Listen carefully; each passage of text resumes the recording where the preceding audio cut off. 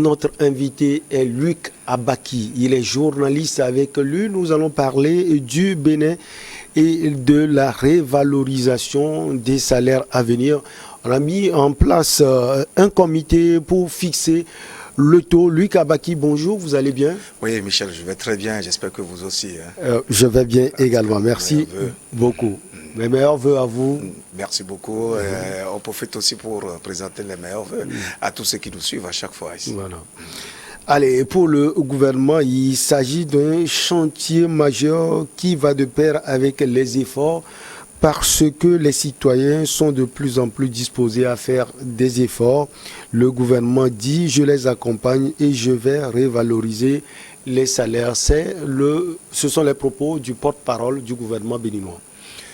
Oui, on sent que le gouvernement du Bénin est en train de se montrer proche justement de son peuple et notamment de l'administration publique, parce que lorsque à la fin de l'année, le gouvernement se dispose à augmenter les salaires et argumente de cette manière-là, ça veut dire qu'il est conscient en fait des enjeux et des attentes de la population. Il n'y a pas une meilleure autre façon de se montrer proche donc, du peuple et notamment de son administration, puisqu'il s'agit bien de reconnaître à ce peuple le mérite qui est le sien de pouvoir générer des ressources que le gouvernement finalement utilise justement pour faire face à ces charges régaliennes.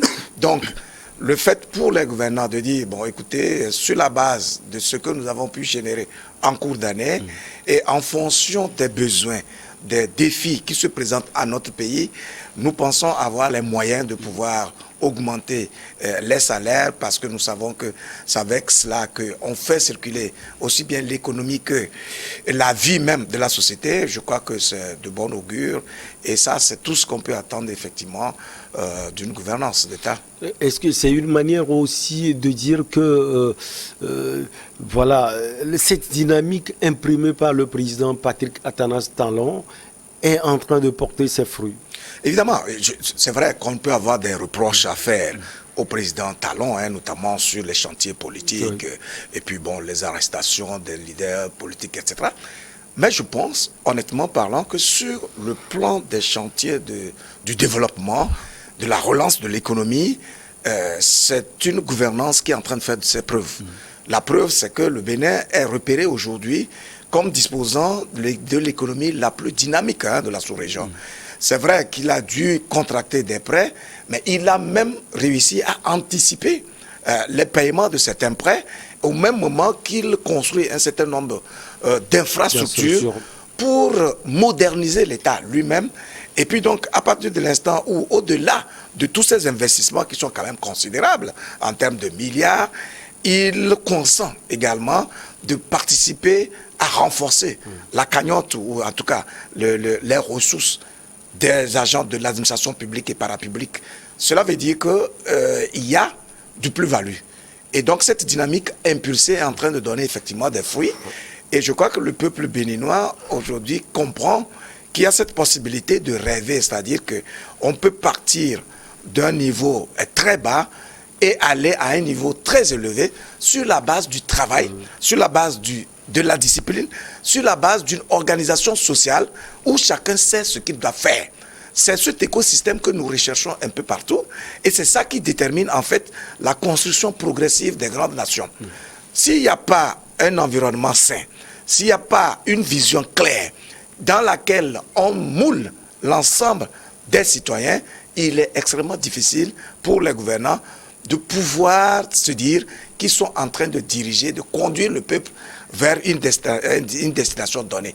En réalité, il faut que nous, comme gouvernants, comprenions que la richesse de l'État est toujours créée par les citoyens. Donc, plus on travaille sur l'esprit du citoyen, sur son épanouissement, sur son équilibre, sur la sécrétion des émotions positives, sur son émerveillement, mieux il est à l'aise pour contribuer non seulement à son propre épanouissement, mais également à la création du bien commun, en tout cas de la richesse nationale. Je pense que cette dynamique est effectivement amorcée au Bénin, au regard des résultats, en tout cas des performances qu'ils sont en train de faire aujourd'hui, et on ne peut que leur souhaiter bon vent et espérer que cette dynamique-là, qui est extrêmement rigoureuse, parce qu'on a constaté qu'il y a des sanctions assez fermes contre l'impunité, contre un certain nombre de goulots qui étranglent généralement les économies de nos pays, parce qu'on constate des complaisances ailleurs. Manifestement, en ce qui concerne Patrice Talon, il imprime la rigueur, et c'est cette rigueur qui peut donner des fruits qu'on est en train de voir là. Vous pensez que c'est un aiguillon donc pour le peuple béninois, nonobstant ces rigueurs dont vous parlez? Oui, bien sûr, parce que là, en fait, quel est l'objectif d'une gouvernance d'État? C'est d'assurer la transformation progressive de la société, de garantir le développement sur des bases pérennes, faire en sorte que, quel que soit celui qui vient après, celui qui gouverne aujourd'hui, qu'il puisse avoir un champ assaini, qui ait des fondamentaux inébranlables, voyez-vous. Donc, je crois que ce travail de base, le président Patrice Talon a eu à le faire au cours de son premier mandat, qui a consisté donc à réorganiser, d'abord à assurer une architecture juridique de l'État dans tous les domaines, réorganiser le fonctionnement même de l'administration publique, et discipliner le peuple et le focaliser autour des idéaux très porteurs. En bref, il est en train de créer une conscience nationale autour de la nation béninoise. Et donc, à partir du moment où le peuple est dynamique et reste autour de ces idéaux ainsi imprimés, on ne peut qu'avoir des résultats, peut-être à moyen terme, et notamment à long terme aussi. Je pense qu'ils sont sur la bonne voie. Si Patrice Talon ouvre le champ politique, il renonce à une certaine forme d'acharnement contre les leaders politiques, ce qui lui reste à faire, exilés, selon vous? Je pense qu'il peut être un leader modèle, à vrai dire. C'est ce qui lui reste à faire? Absolument, c'est un chantier très lourd pour lui, très sérieux. Je ne sais pas pourquoi il se donne autant de peine à redouter ses adversaires politiques.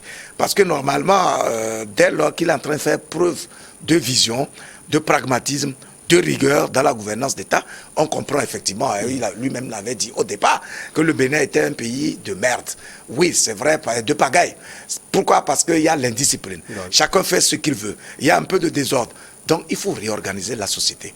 Mais dès l'instant où il a posé les balises de cette réorganisation, dès l'instant où il a assaini le champ de gouvernance du pays lui-même, dès l'instant où il a assis son propre pouvoir à lui, je crois qu'il faut commencer à desserrer sérieusement l'étau politique. Parce qu'il faut bien comprendre une chose. C'est vrai, lorsqu'on est dirigeant, c'est le dirigeant lui-même qui doit donner la dynamique, qui doit impulser la... Mais il n'a pas la science infuse. C'est toujours bien de laisser la liberté aux gens de s'exprimer, de révéler leurs convictions, d'apporter leurs idées, puisque c'est avec les idées qu'on se construit et qu'on construit aussi une nation et quoi que ce soit. Donc, il va falloir qu'il cherche à sortir par la grande porte en assainissant le champ politique béninois. Pour la simple raison que le Bénin est étiqueté quand même comme une république. Et en tant que tel, c'est d'abord le respect des règles démocratiques, la liberté d'expression et de mouvement, et un certain nombre de garanties qui assurent donc l'exercice des libertés.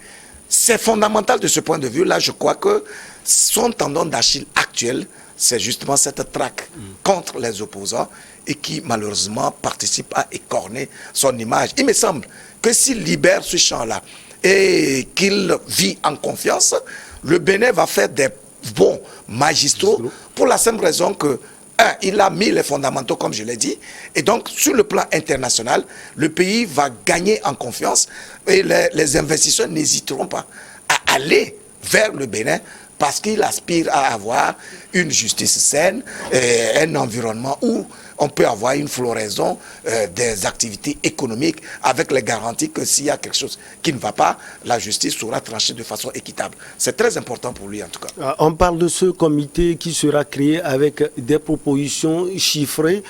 Est-ce que ce comité, est-ce qu'on va prendre en compte, Luc Abaki, les différents aspects avant de créer ce comité? Normalement, c'est l'idéal de toutes les façons. S'il envisage au-delà donc de son plan de gouvernance, du schéma et du programme de société qui est mis en place, de mettre en place un comité qui va faire donc le travail complémentaire nécessaire qui participe précisément à reposer la dynamique économique du Bénin sur des ressorts très solides. Cela veut dire qu'il est conscient qu'il faut prendre en compte un certain nombre de paramètres. Et donc, ça m'étonnerait qu'on mette en place un comité de façon hasardeuse sans avoir pris en amont des dispositions de base qui, d'abord, vont garantir à ce comité des conditions optimales de travail, une certaine sérénité et puis des résultats probants. Et quand on voit un peu le style de gouvernance quand même de Patrice Talon, on sait qu'il ne fait rien au hasard et qu'il prend le temps donc de mûrir les idées et de poser des actes qui peuvent résister au temps et à l'espace. Donc on ne peut qu'espérer que toutes les dispositions de base seront prises seront mises en place en tout cas pour un résultat probant. Selon le ministre, le chef de l'État qui a pris la décision et qui l'a soumis au gouvernement, qu'il a approuvé, a mis en place aussitôt ce jour un comité. Ce comité reviendra avec des propositions chiffrées et des projections aussi. Toutes choses qui vont permettre au gouvernement de faire l'analyse de la situation et de retenir objectivement une décision qui va être soumise aux partenaires sociaux avant d'être annoncée. Alors, on a parlé, Luc Abaki, de l'aspect politique aussi, et quand on parle de l'aspect objectif de la chose, c'est très important, mais quand on voit comment le pays aussi tourne sur le plan politique, sur l'aspect politique là, on peut avoir des réserves. Bien sûr, non, ça c'est clair. Je pense que je l'ai dit déjà au départ que sa faiblesse actuelle, c'est de redouter avec autant de trop d'énergie ses adversaires politiques. Et logiquement, il a déjà assis son pouvoir. Et donc, il se doit de créer un creuset national dans lequel l'ensemble des énergies composant cette nation béninoise se retrouvent. Le fait pour le gouvernement actuel de maintenir beaucoup de leaders politiques à l'extérieur ou en prison est une vraie faiblesse et donne le sentiment que les gouvernants eux-mêmes n'ont pas confiance en eux. Ouais. Or, en réalité, la légitimité du gouvernant se retrouve fondamentalement auprès du peuple. Et sur la base de quoi? Des résultats qu'il arrive donc à obtenir de par donc ces lignes directrices de gouvernance. En cela, je crois que Patrice Talon est en train de faire ses preuves. Il ne faudrait pas qu'il soit dans cette posture à redouter les adversaires politiques ou en même temps rentrer dans les calculs politiciens de telle manière qu'ils se disent, bon, ben écoutez, je dois assurer mes arrières, même si je dois partir, quitter le fauteuil présidentiel. Il faut que je balise la voie à celui qui doit me succéder. Donc, pour que je puisse réussir donc, un tel chantier, il va falloir que je maintienne dans les liens de la détention certains de mes adversaires politiques, ou alors je les oblige à être à l'extérieur. On est d'accord que les gros pontes du passé, du système, d'un système passé, ont une mentalité. C'est normal parce que en ayant évolué dans un système donné, on ne peut que incarner un type de réflexion donné, un mode de pensée donné. Mais lorsque la donne change, il est de la responsabilité du nouveau gouvernant de convertir les anciens là dans sa dynamique à lui. Et tout est possible dès lors que la vision qu'il porte est une vision noble qui vise le bien commun. Mais s'il est dans une dynamique partisane, c'est-à-dire qu'il fait des calculs de manière que le pouvoir puisse toujours rester entre ses mains ou les liens dans les mains de celui-là qu'il aura désigné, il va tomber dans ces calculs-là qui vont l'obliger malheureusement à écarter les autres adversaires politiques. Et ça va fragiliser justement sa gouvernance parce que la gouvernance d'un État est un tout. Si vous devez répondre sur le plan économique, il faut bien que vous soyez en mesure de répondre aussi sur le plan social, sur le plan infrastructurel, sur le plan, en tout cas, des valeurs universelles ou même des valeurs identitaires qui permettent à un Béninois de dire, par exemple, je suis Béninois, j'incarne une identité donnée. Voyez-vous? Donc, c'est fondamental, mais je crois que sur ce plan, il a vraiment beaucoup de difficultés. Et il faut qu'il change cela. On peut comprendre que c'est lié au passé qui avait été construit, oui, donc au Bénin, et qui a engendré ce qu'il a appelé la pagaille. Mais tout être humain est perfectible. Il suffit que lui-même, il soit convaincu de la pertinence des idées qu'il met en place, de la vision qu'il impulse. Il n'y a pas un seul individu, quel que soit son attachement à ses intérêts personnels, qui ne veuille pas l'intérêt supérieur de la nation, qui ne veuille pas avoir la fierté d'appartenir à un creuset national, à un État dont le nom est florissant et retentit dans le Conseil des Nations comme étant un nom de référence. Donc je crois que sur ce plan, véritablement, il a du travail. Et il faut qu'il balise la voie, en tout cas à un assainissement du champ politique béninois. Sinon, les résultats sur le plan économique qu'il a obtenus vont parler bien sûr en sa faveur. Mais au même moment, quand il y a des voix trop dissonantes et qui sont appuyées par des faits qui montrent une forme de tricherie ou d'acharnement contre des citoyens, ça va le fragiliser. Vous l'aviez dit, sur le plan économique, le Bénin est à féliciter comme d'autres pays dans la sous-région. La Côte d'Ivoire est également citée. En quoi, à quel niveau la différence a été faite selon vous par ces présidents? C'est une question de rigueur. C'est une question de rigueur. Vous savez, d'abord, quelqu'un comme Patrice Talon, c'est quelqu'un qui vient du système privé. C'est-à-dire qu'il vient du monde des affaires. En affaires, il faut travailler sur la base des objectifs et puis avoir une culture de résultat. Sinon, vous allez tomber parce que vous ne dépendez pas de quelqu'un d'autre. Vous ne vivez que sur la base de ce que vous produisez. Donc, dans ces conditions-là, vous forgez un esprit, un état d'esprit qui vous pousse vers la culture de résultat. Donc, on peut considérer que Patrice Talon, n'ayant pas une culture politique très affranchie, il est resté dans le monde des affaires, il a fleuri dans ce monde-là. C'est vrai, avec l'appui des gouvernants du passé. Hein. On sait qu'il a eu des marchés, il a eu des acquaintances, il a même financé l'activité politique pour longtemps. Ça, il faut le reconnaître. Et je crois que c'est parce qu'il se sait complice d'un certain nombre de choses qu'il s'est dit, à partir de l'instant où je suis venu, on va mettre fin à un système qui peut-être fait grandir des individus plutôt que de faire grandir une nation. Voyez-vous? Donc, de ce point de vue-là, il a décidé de créer une forme de rupture et je crois qu'il est en train de réussir. C'est d'ailleurs pour ça aussi, au même moment, il redoute les adversaires parce que les adversaires politiques ont les moyens financiers pour, si vous voulez, troubler sa quiétude.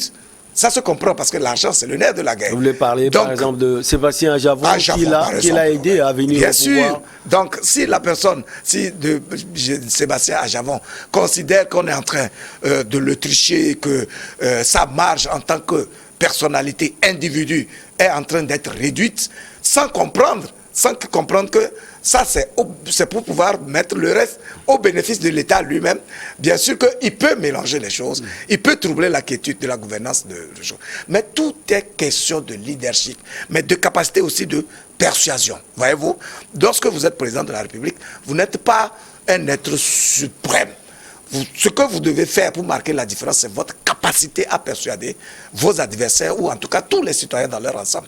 En cela, quels que soient les liens difficiles qu'il a avec ses adversaires politiques, il suffit qu'il instaure un climat d'échange sincère et que, voilà, ayant les manettes du pouvoir, il peut effectivement baliser la voie et faire en sorte. Je crois qu'il en est de même d'Alassane Ouattara, qui aussi, sur le plan politique, présente des carences notables, les mêmes difficultés, parce que il détient, il maintient des gens dans les liens de détention, il étouffe pratiquement les leaders politiques, il contraint des gens par qui il est même arrivé au pouvoir. Quelqu'un comme Guillaume Soro, dont l'action a été déterminante dans la vie politique de Alassane Ouattara, est aujourd'hui en exil, étouffé, traqué à tout point de vue, malgré les bonnes décisions que les cours régionales ont eu à lui donner pour qu'il puisse avoir l'espace.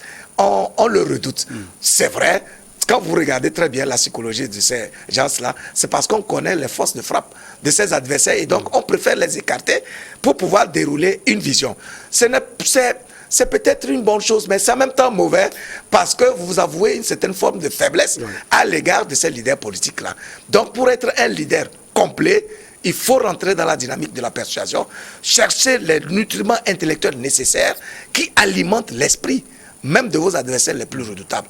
De manière qu'ils puissent se dire, même si vous n'êtes pas à chose, au moins vous êtes persuasif, vous avez de bonnes idées, on doit pouvoir accompagner. Voilà. Est-ce que vous pensez que la majorité des Béninois profitent des fruits de la croissance? Vous savez, le profit, il s'observe à plusieurs échelles.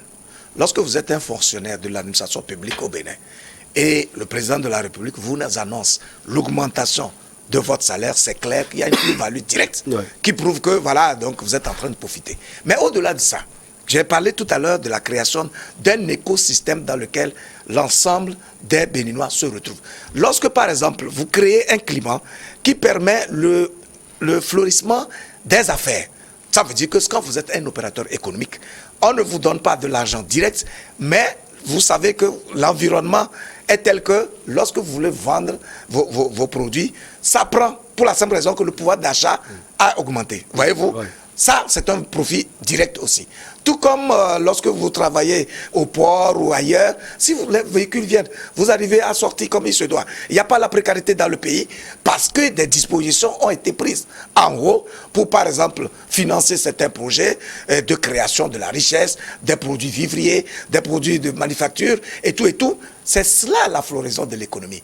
Et en cela, il va falloir fondamentalement chercher à créer des géants nationaux à chaque fois. Je pense que aujourd'hui, lorsque vous allez au Bénin, les hommes d'affaires, il y en a qui sont vraiment florissants et donc qui émergent, qui créent de la richesse, qui contribuent à la vie économique du pays, d'abord par le paiement des fiscs, des taxes et tout ça, mais aussi par le matériel, la richesse même. Ils créent les produits qui circulent un peu partout et qui sont accessibles à tous les niveaux. C'est ce que nous n'avons pas, par exemple, chez nous, où on nous parle de la vie chère, pour la simple raison que l'essentiel de l'économie nationale est détenu par des étrangers. Cela fait que même quand vous avez une croissance positive, cette croissance-là ne révèle pas les réalités existentielles des citoyens parce que l'essentiel de ce que vous générez comme ressources est entre les mains des étrangers qui aussitôt rapatrient ces capitaux-là. Et donc, il n'y a pas de liquidité qui peut circuler d'une main à une autre et donc garantir justement la floraison économique du pays. Donc, je pense que tout ça, Patrice Talon, en tant qu'homme d'affaires, l'a compris. Et puis, quelqu'un comme Alassane Ouattara, qui a beaucoup évolué dans le monde des finances à l'étranger, connaît tous ces paramètres-là. Je pense qu'ils sont en train de faire un effort qui peut être salué, en tout cas de ce point de vue-là, sur le plan économique. Alors, Luc Abaki, Covid-19 a touché toutes les économies, même au niveau mondial, mais on a l'impression qu'il a touché plus certains pays. Oui, bien sûr. Tout dépend de la capacité de résilience de l'État. La résilience signifie quoi? C'est-à-dire que lorsque vous recevez un choc, vous avez des amortisseurs intérieurs qui bloquent, qui limitent les effets. Est-ce que vous voyez? Donc, ces amortisseurs-là, dans une gouvernance d'État, c'est quoi? C'est le secteur privé, par exemple. S'il est solide, si vous avez des géants nationaux qui détiennent l'économie, un peu comme le Nigeria, par exemple, avec les Dangote, et un certain nombre de milliardaires nigériens qui détiennent l'économie du pays, ils peuvent tout à l'heure injecter des ressources et même faire des prêts à l'État. Dans le contexte du Nigeria, par exemple, lorsque Covid est arrivé, ils ont cotisé des milliards pour pouvoir engager la lutte contre Covid. Ce qui n'est pas, par exemple, le cas au Togo. Et tout est sur les épaules de l'État. Pour la simple raison que les privés n'ont pas les moyens. Ceux qui sont normalement à des postes stratégiques dans le privé, enfin, je veux dire, les sociétés qui devaient servir de trucs, une structure comme Togo Cellulaire ou autre, c'est des régies financières importantes, mais qui sont malheureusement cédées à des étrangers. Dans ces conditions-là, non seulement il n'y a plus de financement des petits projets, que quand vous venez par exemple mener une petite activité, vous soumettez pour le sponsoring, la société vous concède quelque chose comme ressource contre image, contre vente de son image. Et donc, vous avez, le peu que vous avez, vous organisez, vous avez une petite marge, vous mobilisez des gens autour des choses. Donc, c'est ça qui fait, en fait, circuler l'argent dans un pays. Mais quand vous êtes étranger dans un État, et vous êtes un homme d'affaires, vous avez une régie financière, votre objectif, c'est de maximiser le profit. Et donc, le profit en question, c'est les ressources que vous allez générer, et puis vous les faites partir. Donc, c'est ça qui fait que, finalement, certains États ne sont plus résilients parce qu'ils n'ont pas des ressorts parallèles en dehors de ce qu'ils génèrent comme à travers les taxes. Or, ces taxes-là sont prélevées auprès des opérateurs économiques, auprès des citoyens, etc. Plus eux, ils génèrent de l'argent, mieux ils payent les taxes. Mais s'ils n'en ont pas, vous serez obligé, soit de les multiplier, soit de les augmenter. Sinon, vous serez étouffé. Et je crois que beaucoup de pays dans la sous-région en souffrent, à l'exception peut-être du Bénin, de la Côte d'Ivoire, enfin en tout cas en ce qui concerne l'espace francophone. Il y a également la crise sécuritaire, j'allais dire, Luc Avaki. Le Bénin était également touché. L'objectif, c'est de tout mettre en œuvre pour ne pas être attaqué, et on sait que cela peut agir sans doute sur l'économie du pays. Oui, bien sûr. Non, c'est-à-dire que les questions sécuritaires sont des questions essentielles parce qu'elles ébranlent systématiquement la confiance intérieure qui doit pouvoir régner. Lorsque vous ne vous sentez pas en sécurité, vous n'êtes pas en mesure d'agir pour avoir des résultats à moyen et à long terme. C'est-à-dire que vous êtes animé par une phobie permanente qui vous empêche d'entreprendre de grandes et nobles choses. Voyez-vous? Donc, si le pays est stabilisé et on a la garantie d'une certaine forme de sécurité, on investit sans peur.